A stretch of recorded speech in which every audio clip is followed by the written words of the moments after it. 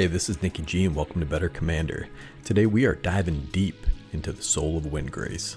Well, you know, I'm kind of an old head here in the Commander community, and there have been quite a few Lands Matters commanders through the years, but this is the first time I've been tempted to really build one.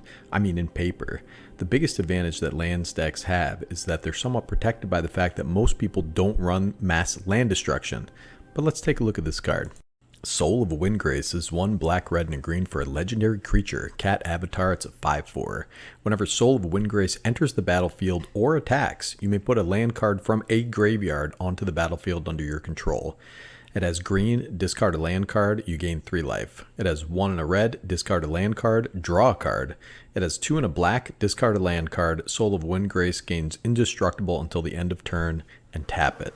This is an incredible value engine. That first ability says a graveyard, not your graveyard. That means any Fabled Passage or fetch land that your opponents run can be yours.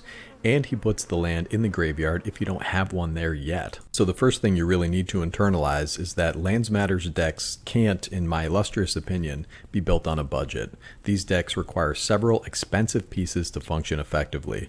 This isn't like Blink Effects or Graveyard Reanimation or Enter the Battlefield where you have tons of redundant pieces at bulk prices. The cards that say play an additional land or play lands from your graveyard are extraordinarily expensive. There's a premium because of high demand for these effects. And the other expensive part of this deck is the fetch lands. When we're running so many graveyard land recursion effects, we want lands that pop themselves in there, and the best ones are, upwards of $20 a piece. I don't think it's necessary to run every fetch land, but you could, and it definitely would not make the deck worse. So we want multiple lands per turn, we want payoffs for all these lands, and we want lands in our graveyard. The prototype, and probably one of the best cards in this deck, is Azusa, Lost But Seeking. I don't know how to pronounce this. Is it Azusa or we just say Azusa? You're playing 2 additional lands per turn, and that's awesome. We have the Dryad of the Elysian Grove. This guy's just chilling in a branch. He's just up here sprouting. Plus, this naked guy fixes your mana, lets you play extra lands, and he's amazing. Mina and Den, Wildborn. It's a really cool card. Can give a creature trample. As far as I'm aware, this is a bulk rare, but great in this deck. Gitrog Monster. This guy's the helm of a very formidable commander deck himself. He gets lands into the yard for the Soul of Windgrace to recur and is a great card draw engine in a deck like this. Note that it says put into your graveyard from anywhere, so if you end up milling something or it gets destroyed or whatever. Wayward Swordtooth, we got a hot little dinosaur and you're going to get the city's blessing pretty quick. And we got the Oracle of Muldaya. It's a classic Lands Matter card. Gives you a little card advantage from the top of your library as well. This thing just got a reprint and is down around $8-9. Alright, speaking of playing lands from the top of the library, that's also a fantastic effect in the old Soulcat deck. So we have Augur of Autumn, Courser of Crufix, and Rata Heart of Keld. All have that effect and each have other little bonuses. This is a creature heavy deck, so Augur of Autumn in particular is really good. Okay, so we've established that we're devoting quite a few card slots to playing extra lands. So what are our payoffs? Phylath World Sculptor is just another Avenger of Zendikar, which is also in the deck. Very similar cards that work really well with multiple lands entering the battlefield in one turn. Rampaging Balos. This thing is cheap and effective. 1 fetch land entering and leaving and fetching a forest gets you 8 power on board. Tireless Twins are great. Give me a hell yeah. We can really use those tokens and clues. Big time added value. An Omnath, Locus of Rage, will create so many tokens. This guy's a win condition all by himself. I've been held hostage to this to the death trigger before, so everybody wants to cast a board wipe to deal with the huge landfall deck's board presence until you tell them they'll die to 3 damage from every elemental. Lotus Cobra, look at this happy little guy. So this card can really catapult you ahead if multiple lands are entering and leaving the battlefield in a single turn. Obnixilis the Fallen. This guy can get really beefy and he's going to be slinging, 9-12 damage a turn and he's going to get huge. Scoot Swarm. Scoot Swarms. Uh-oh, we got scoots. Too many scoots. Game's over, buddy.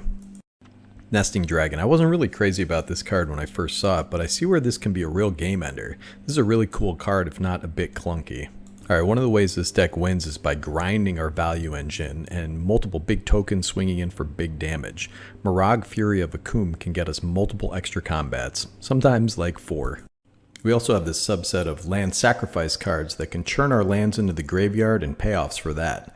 Elvish Reclaimer is a great example. He comes down early, fixes our mana, and gets cards in the yard for Soulcat. Crop Rotation is a similar card, has a similar effect, throw it in there. Roiling Regrowth, Harrow, and Springbloom Druid are all basically the same type of card, except Harrow lets the lands come in untapped, which can be super important. Realms Uncharted. This is a really weird, cool card that synergizes perfectly with this deck. It gets lands to hand and lands into the graveyard. I just want to pause for a second on this art. This is beautiful, evocative, sweet MTG art.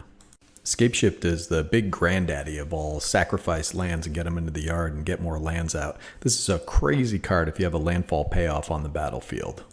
Or if you have Titania, Protector of Argoth. This is another card that pays off fetch lands going to the graveyard, and with Scapeshift, it's just bonkers. Alright, speaking of graveyard, there are 3 cards that let you play lands from your graveyard. Ancient Green Warden is the first, and this thing rocks. This will double up your landfall triggers and lets you play lands from the yard, and he's a beefy boy. Alright, Ramunap Excavator, Crucible of Worlds. If you have one of these, a fetch land, and one of the cards that let us play extra lands, you can get in these crazy loops where you're playing a single fetch land 3 times a turn, triggering landfall effects 6 times, and hopefully you're winning the game at that point. These cards really illustrate the power of fetch lands. And you may want to consider some bounce lands as well. You have Gruul Turf, Rakdos Carnarium, Golgari Rot Farm. These are all dope when you can play an additional land per turn. Zeatora's Proving Ground is a great land to fetch up. So we have these cards like 3 Wishes and Nature's Lore that let us fetch forests, and this is the best color fixing you can get. So we also have shock lands. You kind of want to optimize this mana base so you can get things moving. You probably want about 40 to 42, 43 lands total. And as far as Planeswalkers go, we got the old Lord Windgrace. This guy's 2 black, red, and a green for a legendary Planeswalker Windgrace. Starting loyalty is 5. It has +2, discard a card, then draw a card. If a land card is discarded this way, draw an additional card. There you go, bing, bang, boom. You got a -3, return up to 2 target land cards from your graveyard to the battlefield, and it's got an ultimate where you can destroy up to 6 non-land permanents, then create 6 2/2 green cat warrior creature tokens with Forest Walk. That's a huge -11. This is the old school cat daddy, and we love him. So we got this radical landfall, lands matter. It's an incredibly powerful strategy. I think this guy would be a blast to pilot. There's so much value and there are some really unique effects that are difficult to answer. Even if you get board wiped, the advantage you generate helps you rebuild really quickly. If you can get all these expensive cards, well, there you go. So listen, let me know what you all think. It's going to be Nikki G from Better Commander, signing off.